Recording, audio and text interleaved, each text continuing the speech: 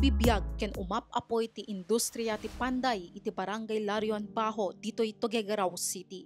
Numan pay saan nadakkel ti kita da iti kastoy at trabaho saan napulos a mapukaw ti panangipategda iti natawid da manipod pay kadagiti kapuunan da. Kas ken ni Jeffrey sa nga 12 at tawenen nga agpanpanday. Nakatulungan niya mi iti kas di minanami ti naganak mi. Pininunumi di. Hindi pa manaday niya mi kasi amimit daw na nga makaya sa mga padaalin. So, ito nga source nga trabaho mi kit inayat mi ito. Daytoyen ti mangipapaay ti inaldaw-aldaw a panagkasapulan ti pamilyana. Alas 4 pay laeng iti parbangon ket rugyandan ti agporma ti buneng.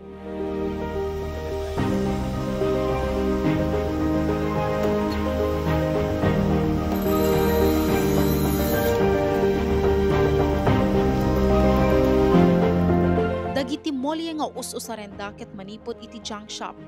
Arig nga saanen a mausar, ngem gayam, kwarta para kadagiti taga-Larion Bajo. Kalpasan na naporma, pakinisen da daytoy agingga a mapatadem. Kalikagom ni Jeffrey a mabigbigda nga agpanpanday ng runa saan nakaskarina ti trabaho da. Kuna ti barangay chairman, 80% kadagiti pamilya iti barangay ket panagpanday iti pagbibiyaganda. Dagiti produkto da ket makadanon pay kadagiti nagduduma nga ili ken probinsya. Bigbigen na adakkel a pagsapulan daytoy ken arig na awan ti tambay gaputa nakasursurodan nga agpanday. Panagpanday everyday kami nato yung source of income ti tao. Awan di tambay toy. Once na high school kan na madimon ti agbasa, mabaling kang makabirok ti kwartan.